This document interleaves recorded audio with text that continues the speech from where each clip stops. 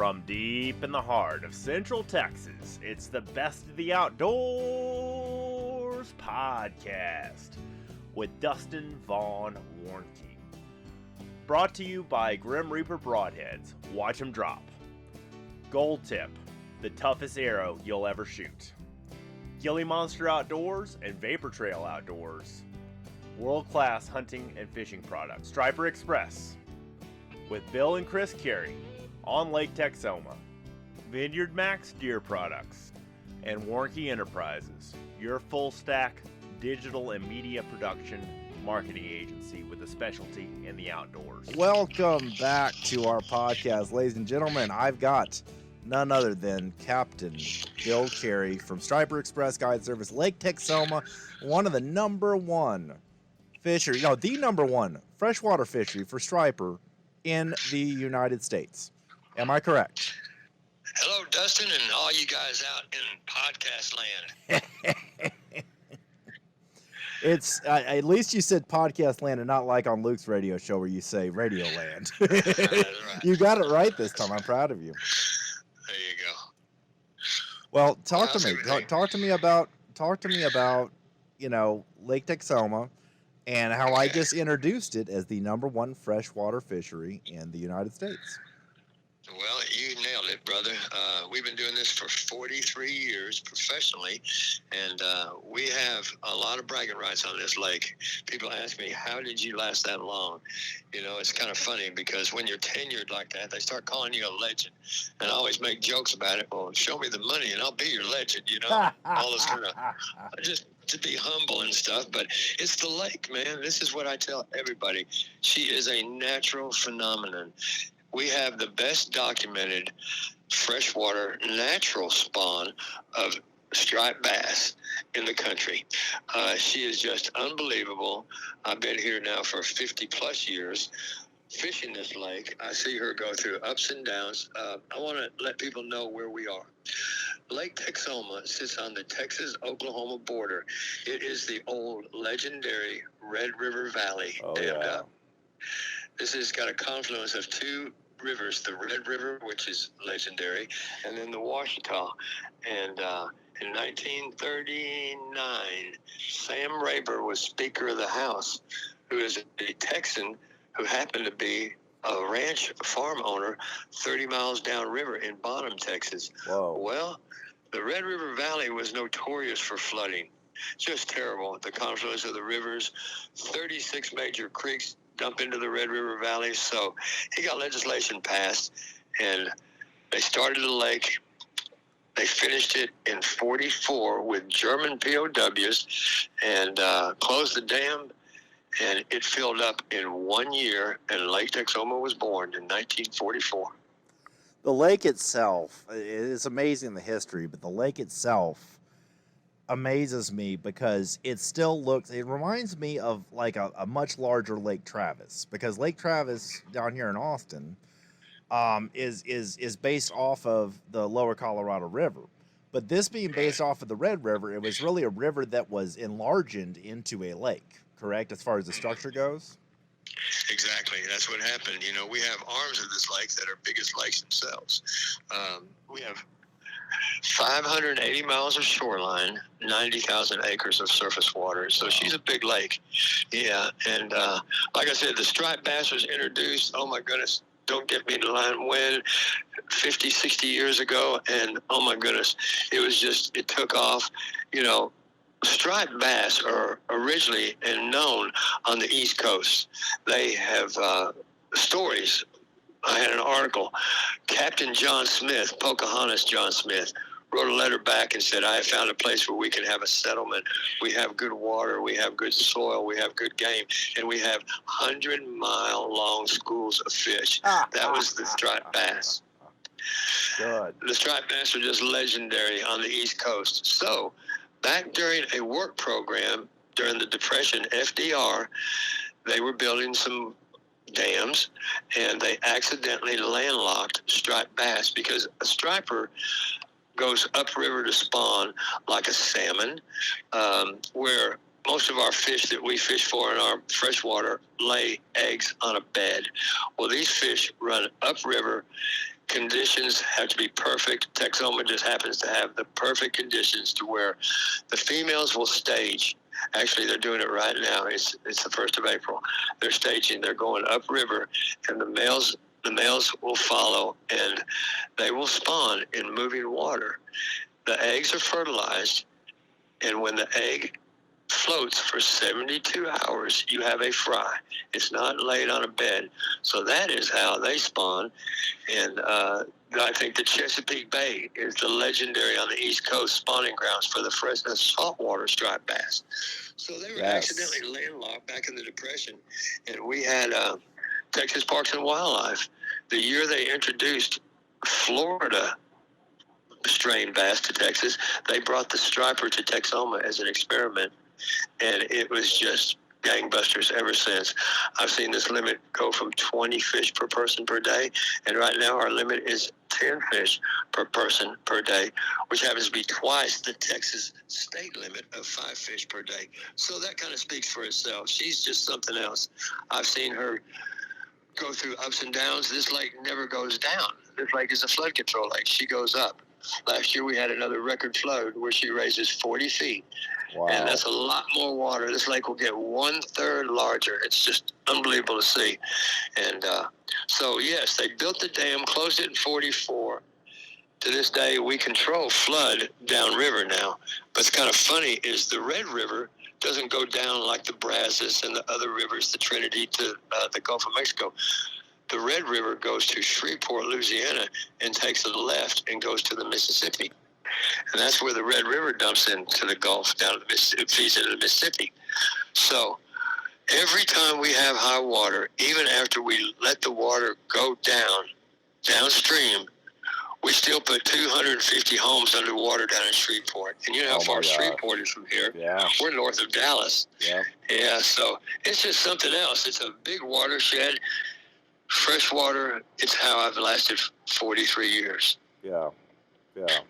Well, and your start in all of this and being on that lake for that long, the thing that I think people don't realize is that you must have been one of the first guides on that lake, correct? Well, when I started fishing up here in 77 as a customer, I used a guide for 5 years, and I went pro in 83. Okay. When I started fishing up here, or maybe when I started guiding, there was 25 guides, and now there's 250. Well, it's a big lake, but I'm like, that's still a lot of freaking guides, man.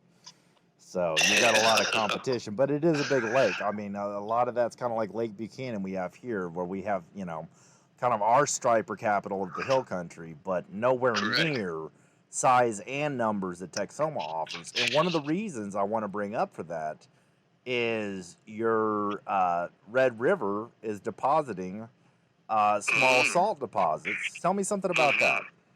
Oh, it's amazing. Up the Red River in Vernon, Texas, we have salt domes that are underground, and they leach. I had this wrong for years. They leach 3,000 tons of salt per day. I had no idea. I thought it was like 3,000 a year.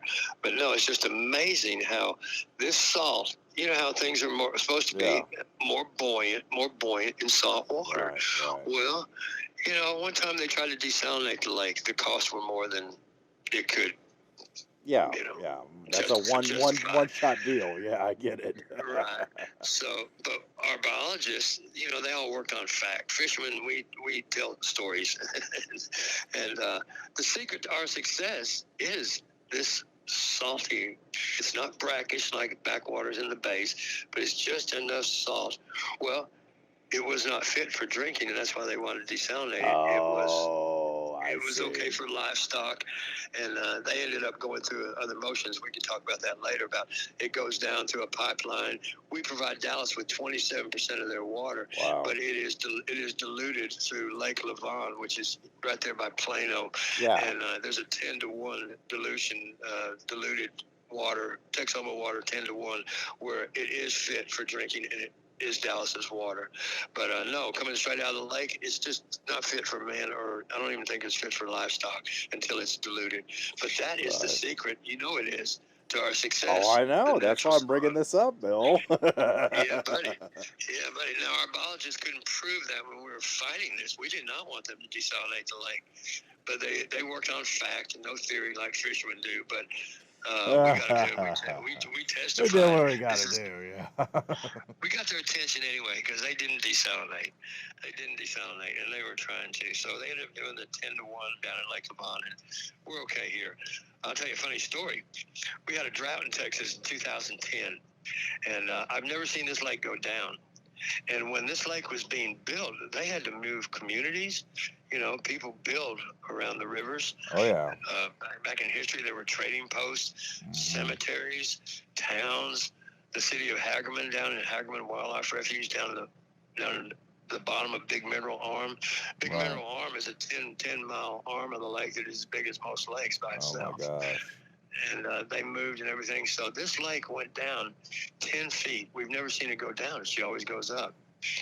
My son wanted to take me out and show me the gravestones that they didn't move, even though they moved the graves.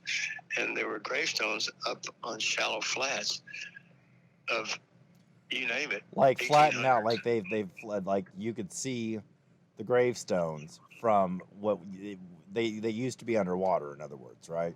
Correct. Well, yeah, they were underwater when the lake was full. Of course. And then they moved the graves, but they didn't take the gravestones when they moved the cities and the graves. Wow. Yeah, they had to make a lot of. It took 4 years to get the lake ready to raise the water. It's a lot of transitions. Yeah. You know. So this is my livelihood. This is my love. This is my passion. I got a call today from a customer and said, I met you one time briefly, and I'll never forget the passion in your voice talking about the great Lake Texoma. And I said, that's easy.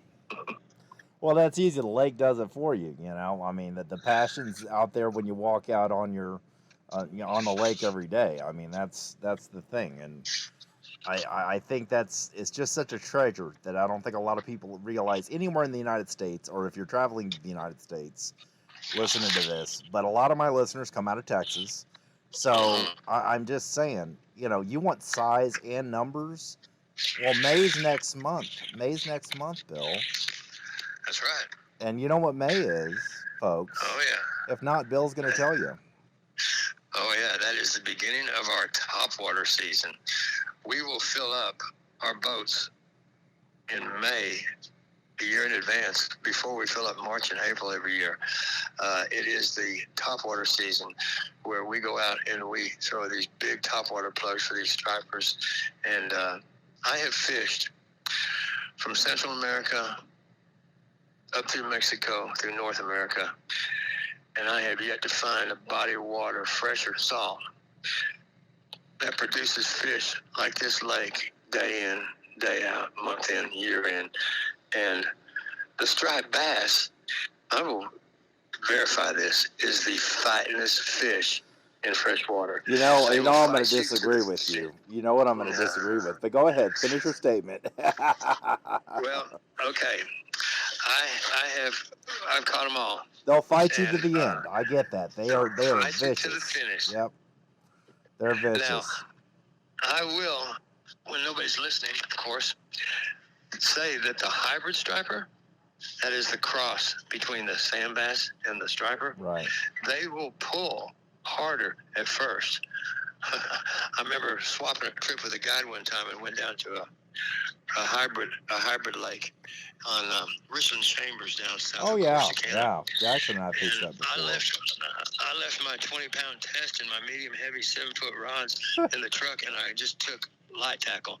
Mm-hmm. And I caught a 10-pound hybrid that literally hurt me. Oh, my God. I remember telling my son, what were you thinking, Dad? But you know what? I still got to give the striper the credit, because the striper will fight you to the finish. When you get it up to the side of the boat, it sees the boat, it will turn tail. I've even seen it splash water on people when it turns tail and takes off. They will fight you to the finish and come back. We had a great story last week. 18-pounder. That's the biggest fish I think we've caught this season. the guy was using one of Chris's 10-pound test medium light rods. And, you hear about fish spooling you, right? Yep. Well, this fish, Chris said, spooled him twice where he ended up chasing it because I don't know how that 10-pound test rod got in the boat, but he had Holy his smokes. hands full. I was about to say, you got to be real gentle on the take up on a 10-pound rod fed a fish that big, yeah. Yeah, well, I guess originally they're saltwater fish. They've got a backbone. They've got a big wide tail, and they just fight, and that's what I like. It's kind of funny because I guided for 25 years before I moved to the office. I run the office, and a few years ago I was out there fishing with Chris, and we were filming with our good friend Luke Clayton, and I said something about, I forget how hard these fish pull. And Chris said, Jimmy Houston says that every time he comes. Yep. Because they will fight you. Even more than a largemouth or a bucket mouth, as I sometimes lovingly call a black bass, yeah. Oh, there was nobody that was more of an avid largemouth fisherman than Bill Carey. Yeah, I know. You fished tournaments and stuff back in the day. Oh, Yeah. And I read an article in the Sunday paper, the Dallas Sunday paper, about freshwater striped bass, 20-pound stripers in Lake Texoma.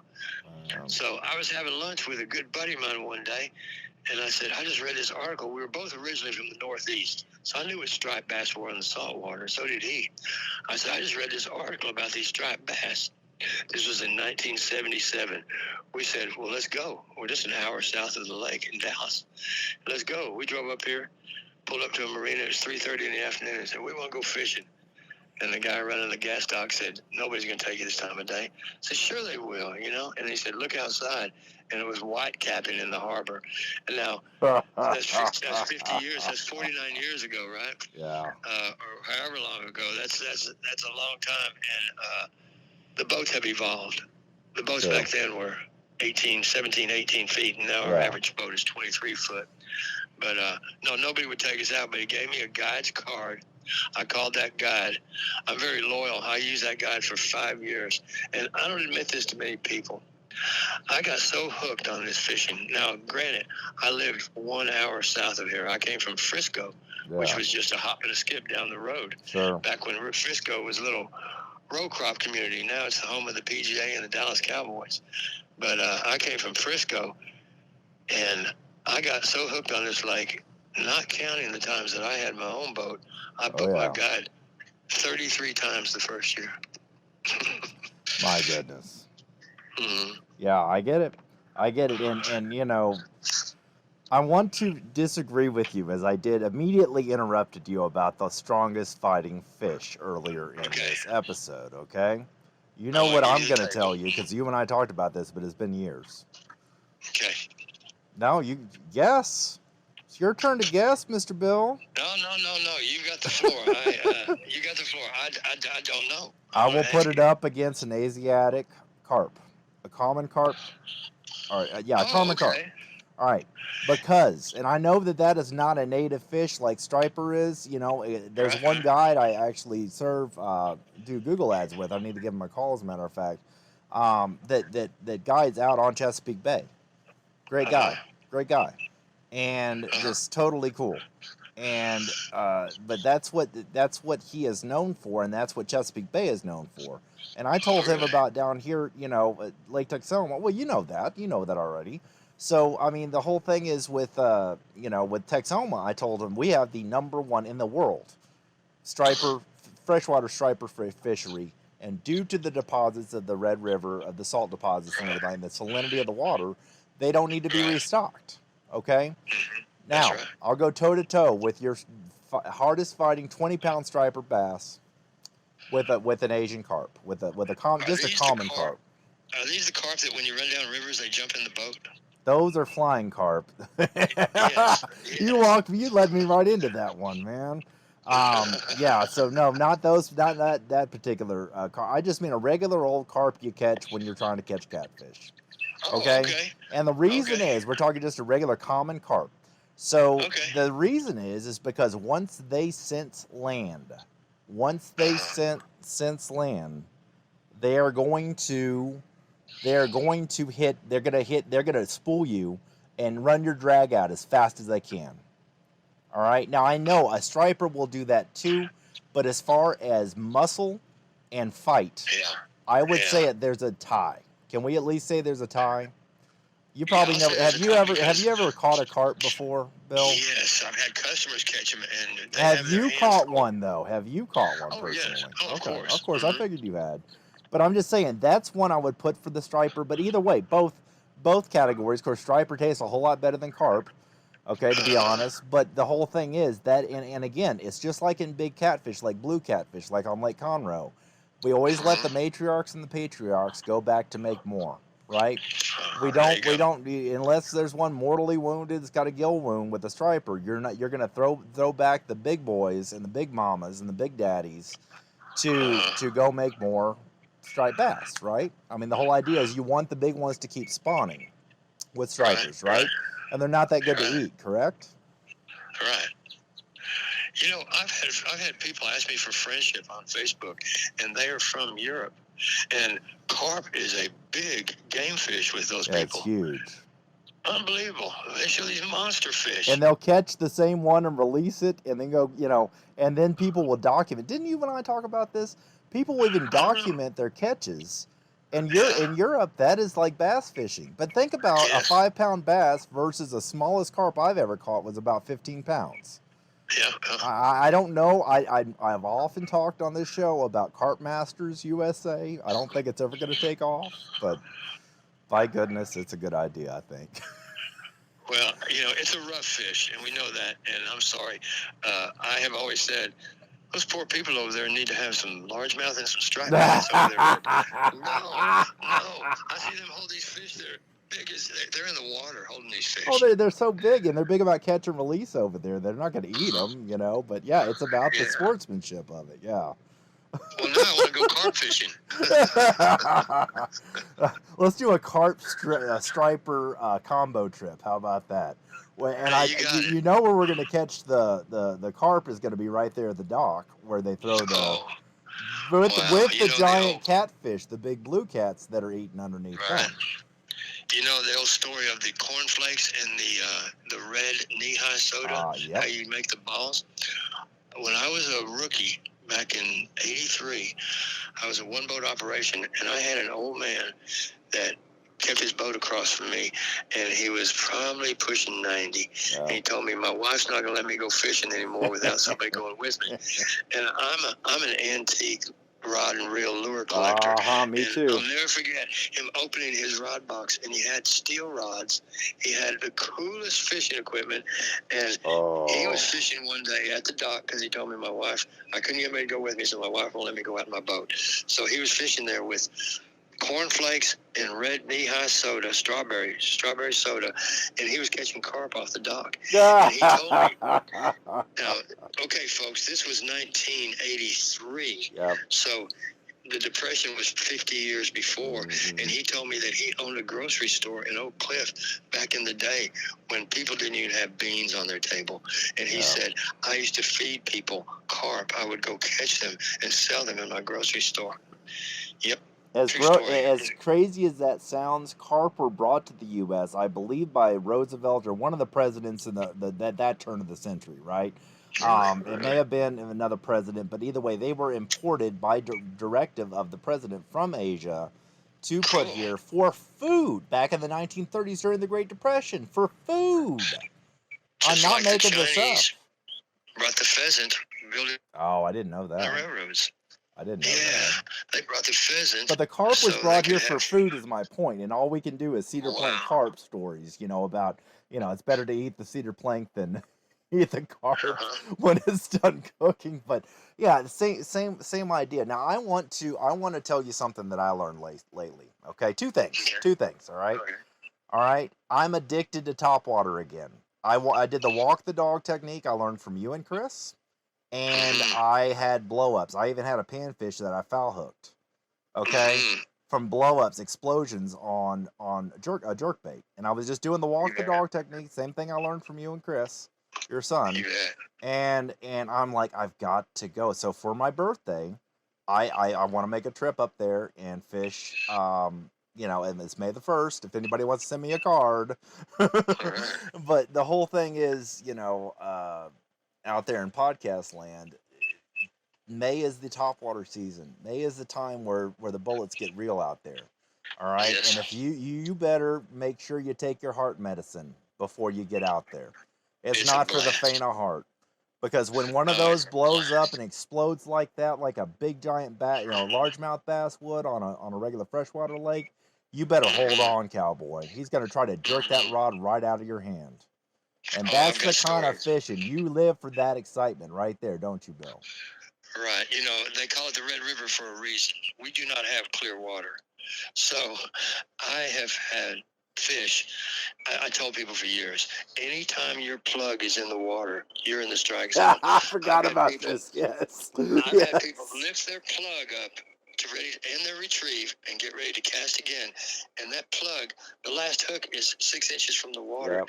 and a striper come from nowhere. And you haven't got a chance. The fish has got everything. It's The just rod spool and drag at that point. Yeah, it's just Oh yeah, spooling the out rod drag. wraps against the boat. It sounds like this. Pow. You better hold on for dear life if you get hooked into one of these, man. Oh no, Because I just and love that's the it. thing.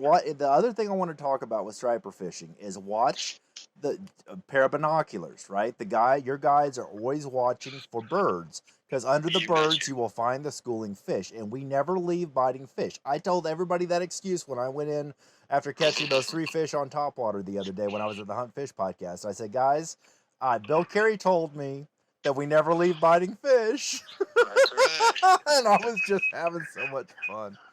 So We've all got our stories where we yeah, we left do. them, and that was a big mistake. You'd say, "Oh, let's go find something bigger." Famous last words. Exactly. Famous last words. Exactly. Yeah. So, but yeah, I think that this is the time of year, if you're gonna book a fishing trip, that you want to guarantee excitement. Okay.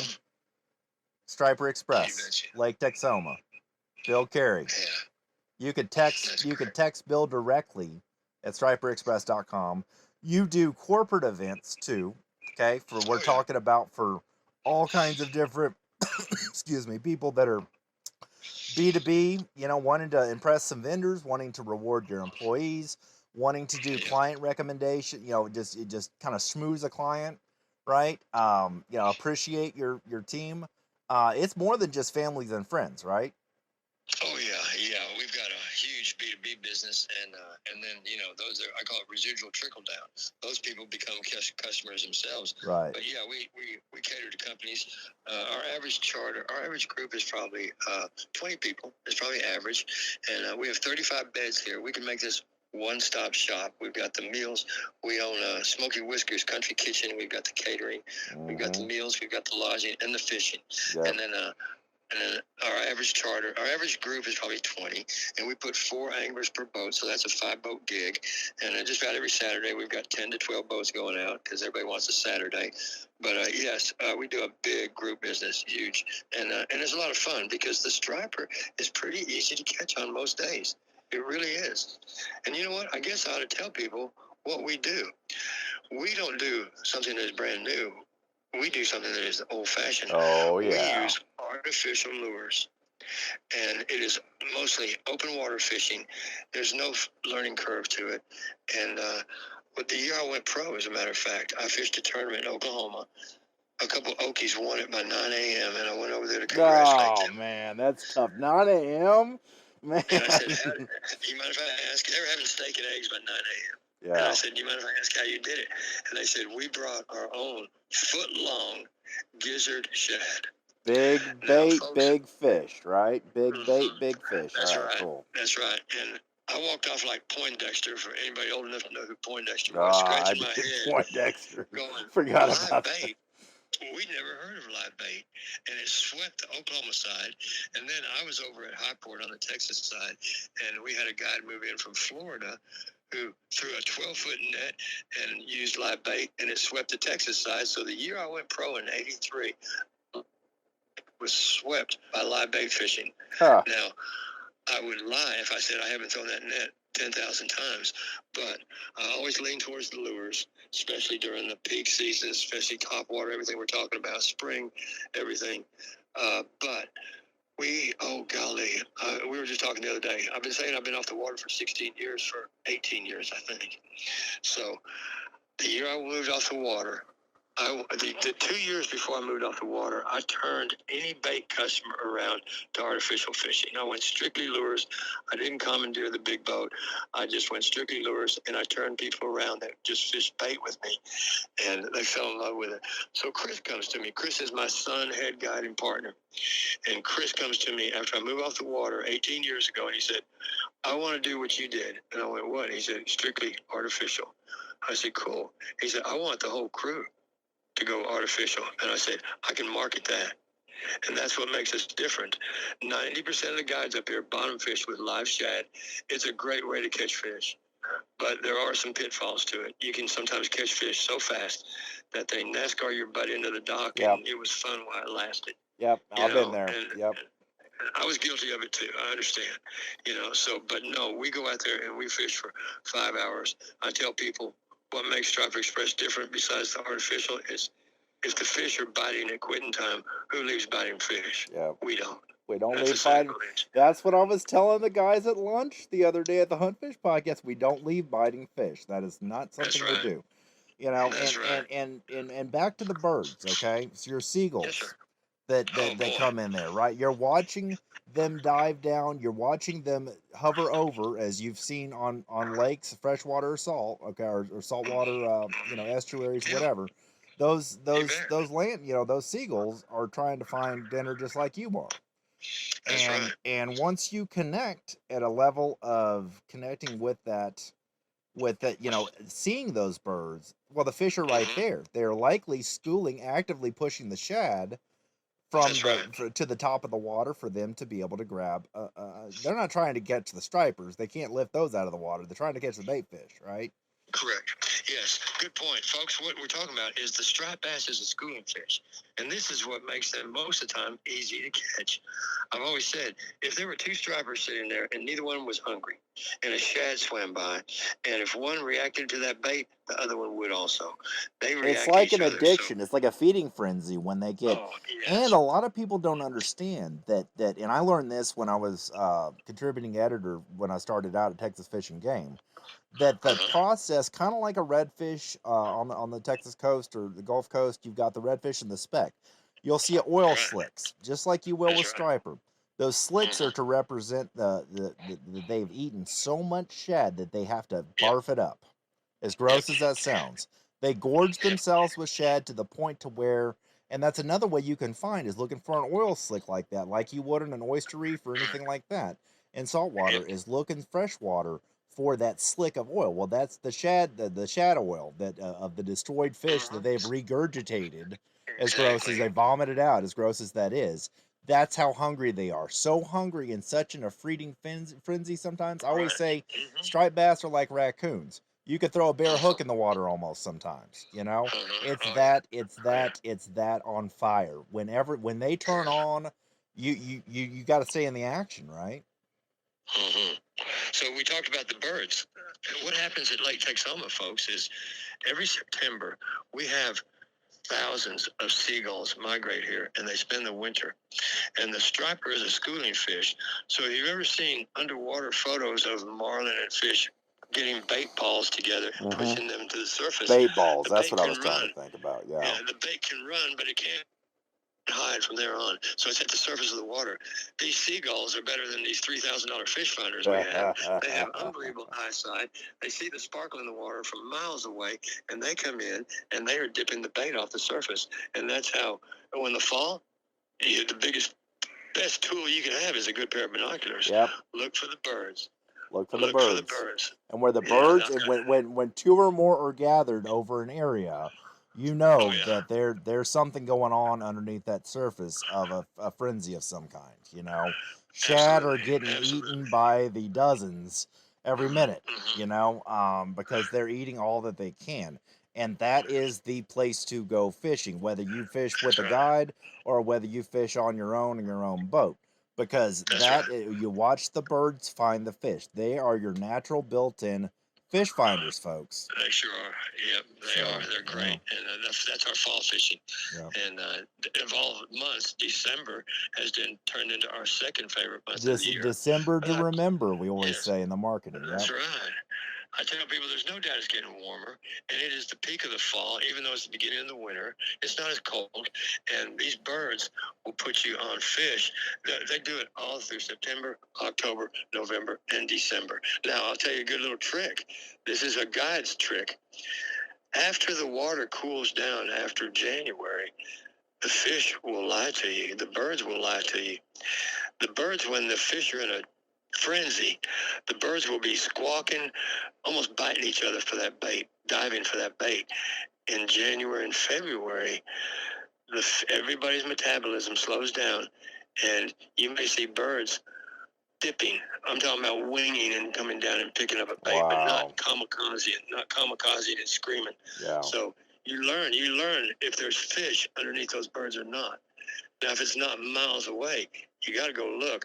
But many times you can drive up and you can see the bait and maybe just a half a dozen fish below that made those baits panic and run to the surface. Before you even hit the birds, you can see what's going on if you've got like a down scan or a side scan. Right. You know, and kind of a fish finder, be able to see the bait fish in there. When you've got bait balls like that, you know the action's getting ready to happen, because it doesn't matter if like you said, and that's something I learned new on this show, is just now from you, is if one goes after it, the other one's going to want what that first one had, and that's how schools start to feed.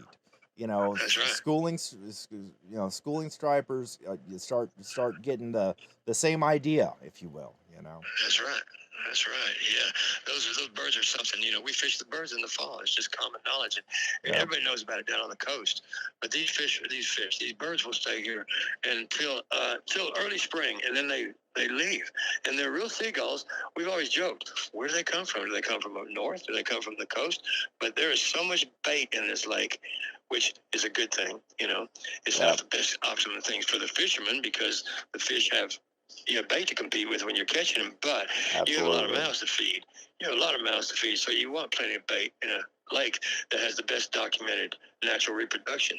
So yeah, the birds will put you on the fish. It is just common knowledge. After the first of the year, you got to learn how to read them. But there's nothing more fun. I mean, I have had stories where I pulled out of the marina and found some birds working around the marina, and had a wind where I could have maybe a 4-mile drift and just a nice little chop, and fish until I hit the Oklahoma bank. Yeah. And then 4 hours later, that's a long trip too. That lake is huge. Fish. That's a lot of fish. Yeah. Yeah. One thing we didn't talk about was multiple hookups, because they're such voracious feeders. Somebody will say, Dustin will say, fish on, and then it'll domino down the boat. You've got doubles, you've got triples, you probably have quadruples on some boats. I know I love that action. And that's the thing. You always just want to scream out, like my dad back in his, tournament bass fishing days, something like doubles or triples or, whatever, quadruple. We got all 4 rods bent, I mean, that's right. Man, you talk about a fun time with your friends. You talk about a fun time with your family, getting the kids all worn out, as you say, and ship them back home. And you fish them crazy and then send them home snoring, as you used to say. Send them home snoring. Yeah, and that's good. Send them home snoring. Wear those kids out, man. Get them away from them video games. Get them away from their cell phones. Let them just use their cell phones to take pictures of the fish. This is a great time of year to do that. I get a call every once in a while, and it's from a dad who wants to bring his 15, 16-year-old son. He said, like my granddad and my dad did, and I fished with you 30 years ago. That's right. Those are your 3 gens, and now you're 4 gens in some cases, I guess, too. Generations of fishermen. We talked about that on the show before, yeah. Oh, yeah. 3 gens big. That's 3 generations, folks. I had a secretary one time. I'm old school. I use a big planner. It's huge. It looks like a atlas. And I had a secretary come over with the book one day, and she said, "What is this 3 gens?" I said, 3 gen is 3 generations. Yeah. And Chris has got people that come every year that are 4 gen, and that is also awesome.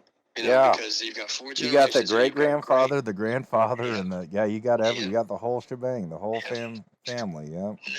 Now, I want to mention something. Sure. These are the best table fare in freshwater. Okay. The striped bass. The striped bass. I had an ichthyologist one time. It was a funny story. I fished Speaker Jim Wright out of Fort Worth for years, and this guy shows up one day with him, and he used to bring a bunch of big mucky mucks and influential people, union leaders, big politicians and stuff. And I had this guy one day go, I shouldn't even be here. I said, why? And he said, I'm a tree hugger. And I said, so? He said, I run a foundation like Save the Whales. I said, get in the boat. And so we went out and we caught these fish. And when I started cleaning them, he said, do you mind if I look at your fish? I said, sure. And I love this story. He said, I'm an ichthyologist. And I go, okay, dumb that down. He looked at the fish and he said, these are the cleanest freshwater fish I've ever seen. Wow. Now, the striped bass is known as excellent table fare. Now, we need to talk about the red meat. Folks, against the hide, the skin of the striped bass is solid red. That is not tasty. And so what we do is when we fillet the fish, we raise the knife about 1/8 of an inch, and we leave 90% of the red on the hide. And then you have a fillet with just the lateral line. And what we do is we jerk the lateral line out, which is a red stripe. And my boys send you home with white, flaky, mild meat, ready to cook any way you want. I'm dreaming of some ceviche right now. How many times have you had striper ceviche? I learned that from one of the striper guides down here, and started making ceviche of all kinds of different fish that I would catch. You know, clean fish like bluegill and even crappie and that kind of stuff. But yeah, ceviche. You and I got to get together and have some ceviche together. Oh, yeah. I saw some boys here. They were employees, and they had all the lodging booked, and it was a group.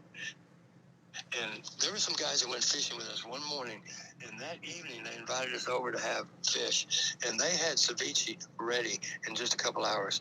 And I asked him, I said, I thought you had to do it overnight. He goes, You know, it's the lime, folks, that cooks the fish. Yeah, and I've got to explain what ceviche is for some of our listeners that don't know. It's basically pickling fish with lime is one way of saying it, or curing it in lime. It cooks in the lime, the citric acid of the lime. You could use lemon. My preference is lime. Then you can put all kinds of other things in there too, right? Can't you, Bill? You can put things like bell peppers and onions and make almost like a fish salad out of this stuff. And it is better than, like, the other thing I was thinking it was close to is like herring, but that doesn't even do it close. I mean, this tastes incredible when you do it with the right fish. Oh, yeah. And I couldn't believe this guy knocked out that ceviche in just a couple hours. Yep. I thought it was an overnight thing. And he was kind of like it was a secret recipe, but I said, I had no idea. It was excellent. But you're right. Yeah, it's onion, bell pepper, and you can put a little fire in there, too, if you want to. Oh, but, yeah, a little cayenne pepper. Yep. Yeah, I tell people I sound like Bubba Gump. You can take that striper and you can barbecue it. You can grill it. You can boil it. You can make Texoma shrimp. Barbecue poor boys. You got striper. You got striper balls. You got cooked stripe. You got blackened, which one thing you do blackened striper. You got fried striper. You got, I mean, just like Forrest Gump says about shrimp. You know, same idea. I love it. But yeah, I want you to talk about blackened striper real quick. How about that one? Okay. All right. Now, folks, Chef Paul years ago made blackened redfish famous, and Luke Clayton has a blackened recipe that is better. And I have not fried a fish since, not in my house. Here's how it works. You get your cast iron skillet, get a stick of butter, get your striper fillets. You know, if it's big fish, you cut the head off, the thickest part off to make a nugget so it cooks evenly. But I always like to pick the smallest ones. It's just an idiosyncrasy of mine. But a stick of butter, take your fillets, pat them dry, and then take your favorite seasoning. You know, the Zeratrans has their own blackened seasoning. Luke turned me on to Cabela's. It's the biggest jar for the best money. Cabela's has a blackened seasoning. And just dust those fillets and put them in that skillet, medium heat with that butter. Oh, my goodness. About 2 minutes per side. Oh, my goodness. I'll never forget. I told Luke after I cooked it, he cooked it for us. And then after I cooked it first time here, I said, you know, Luke, when you sit down to, say, lobster, and that first bite is just excellent. Just melts in your mouth. Nails it, and I said, I had striper blackened your recipe the other day, and I said, and it was good from the first to the last bite. It was better than good. It was better than great. It was the whole way through eating the fish. Every bite tasted exactly. good. Yeah. Exactly. I know what you mean. It doesn't stink up the house. Yeah. It doesn't stink up the house. And that's what a lot of people think when they think, of blackening, that, oh, it's going to burn, it's burning, or, it's going to stink up the house with smoke. But if you do it the right way, the whole idea is it's a lot cleaner than frying in the house. It is. Yeah. And also Chef Paul used a red hot skillet. I don't like that. That was red hot, a dry skillet. I didn't like that way of doing it. I like Luke's with that butter. Man, oh man. It is. My wife just said she thinks it's too much butter, but I don't. Well, I don't. I am planning to come up there and catch some striped bass with you soon, and I appreciate you being on this show. It's been how many years have we worked together, Bill?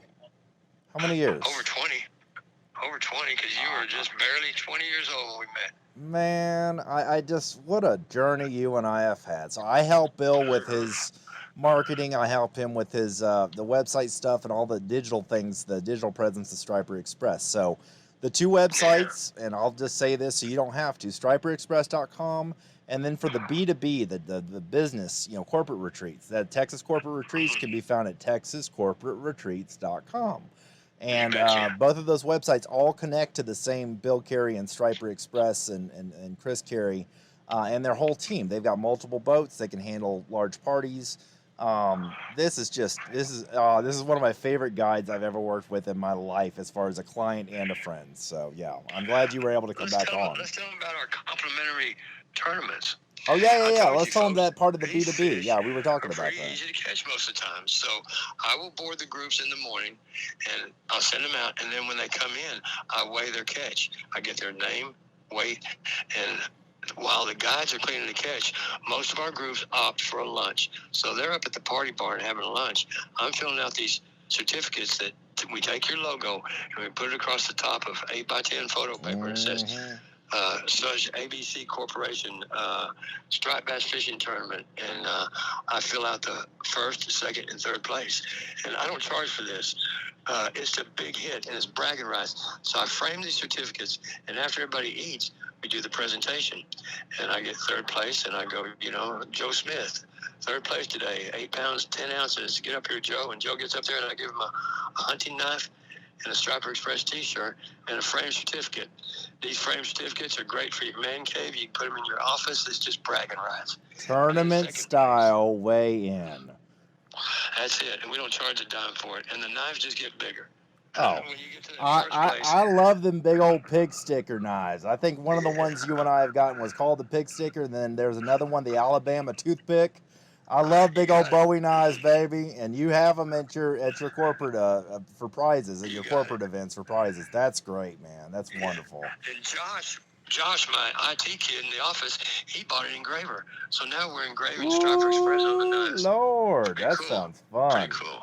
Yeah, that is really cool. Well, Bill, the complimentary tournament style weigh-in is the hit. It is. And I love it. Let me mention this.